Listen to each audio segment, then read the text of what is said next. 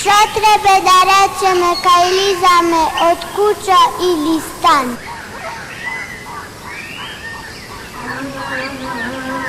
Što je ovdje? Ne te puštam da ideš. Što je ovdje? Što ti je, apapu moj? Nemam vreme sega za zezan. Ne te puštam da ideš. Sega razbra, apapu moj. Čo sakaš od mene? Bismillah.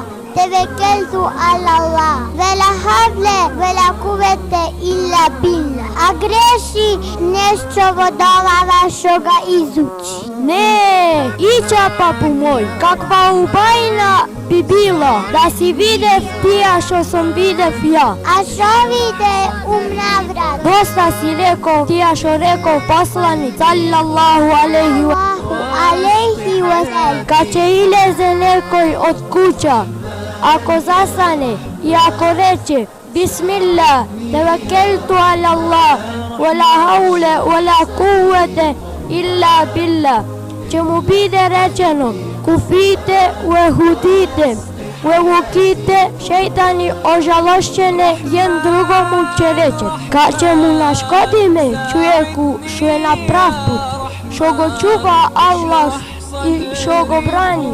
Mašallah, otkad je take, to ostavam Allahu na emanet, što nećete izgubiti. Išće nešto drugo liju. A si čuv što rekla mati od prave vernici Ummu Seleme, radi Allahu anha.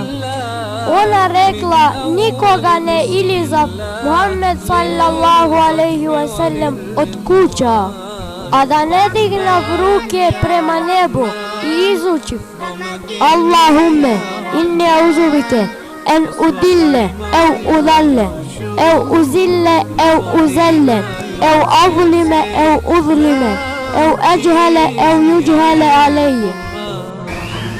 قال رسول الله صلى الله عليه وسلم من قال إذا خرج من بيته بسم الله توكلت على الله لا حول ولا قوة إلا بالله تعالى يقال له كفيت ووقيت وهديت وتنحى عنه الشيطان فيقول لشيطان آخر كيف لك برجل قد هدي وكفي ووقي.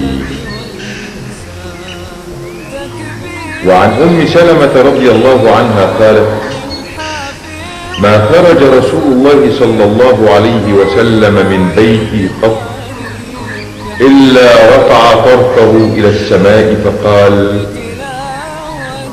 اللهم إني أعوذ بك أن أضل أو أضل أو أزل أو أزل